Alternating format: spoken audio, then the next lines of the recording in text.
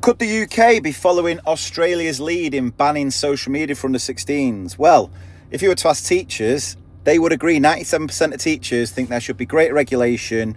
Nearly 7 in 10 strongly agree it should be banned. Those numbers have climbed a lot in recent years, with primary school teachers even more supportive than secondary. So the real question isn't if teachers feel this way, it's why.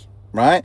And before anyone says, oh, teachers, they just hate technology, let me stop you right there, right? I run CPD. When I'm not in class teaching, I'm running a business where I travel around the country training teachers on how to use technology well. I help teachers use tech in class every single week. I am not anti-tech. I don't think the majority of teachers are anti-tech. And this isn't even about the idea of social media. Social media as a concept, I think, is a positive one. When it was first created, this idea that it can bring us closer to get together, to connect us with communities where we feel understood, share creative work and learn things is a positive thing. This is where I feel so incredibly conflicted, because without social media, I wouldn't be doing the job that I'm doing. From sharing things online over the past decade or so, that's helped grow this business. It's helped me do some incredible, amazing things and change my career in a way I never dreamt possible, where, you know, in a couple of weeks, we're just about to embark on another run of podcast shows. The problem isn't the concept. It's the business practices of these platforms. It's the infinite scroll, the algorithms that reward outrage or shock content, engagement first design. That's what we're up against. And kids are getting pulled into content and into personal dynamics they haven't got the emotional or developmental tools to manage, because most adults don't. And teachers are seeing the impact of this every single day. We see attention issues in class. We see sleep problems and tiredness shaping behaviour. We see anxiety, self-esteem through comparison culture online. And we see real world conflict that starts online walk into school corridors. The government has said it's starting to take this seriously, and they've set out a range of proposals shared today aimed at trying to improve children's relationships with mobile phones and social media. So they've announced stronger guidance on school phone policies, making it clear that schools should be phone-free environments during lessons, playtimes, transitions, with Ofsted checking how well that's enforced. But here's the reality: teachers need people to understand.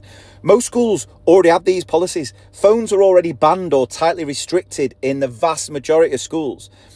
And if we talk about schools providing devices for learning, that's not the issue with these things. Those devices will be supervised, filtered, used purposefully and used for education. And this is what annoys me. I'm not going to sit here and say every school's use of tech is brilliant and transforming learning, because if it was, I'd be out of a job. The fact is that schools' use of technology is not what's causing the issues. It's not the stuff that's radicalising children or fueling misogynistic views, causing WhatsApp group fallouts late into the evening. It's not involved in the cyberbullying, grooming or sexting. All of that, all of those issues, that's what's happening outside of school with unregulated access late at night on platforms designed to hack kids' attention. And a knock-on effect, teachers are ending up dealing with it.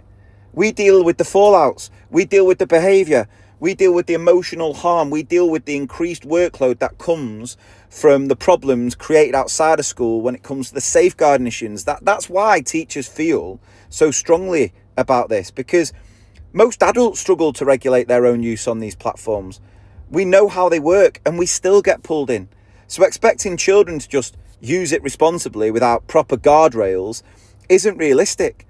This isn't about banning fun or turning back the clocks, and I don't think we are going to be able to effectively ban it. What it's about is recognising that these platforms are built to override self-control, and children should not be the ones expected to outsmart that. We've got to regulate the platforms, improve age checks, but basically put proper guardrails in place and stop pretending that this is a school discipline issue when it's clearly a wider societal one. That's not being anti-tech. For me, it's just common sense. So what make it clear that I think this is a step in the right direction? I think it's great that government are having these discussions. What this is going to eventually look like, I'm not 100% sure, but we've got to do something. But the point I want to make again is, it's not that technology is bad.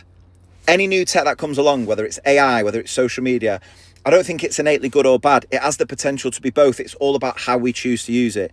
And for too long, the business practices of these platforms have had a detrimental impact on us as a society, especially our young people. And we've got to do something to change that. So we are giving children the childhood that they deserve.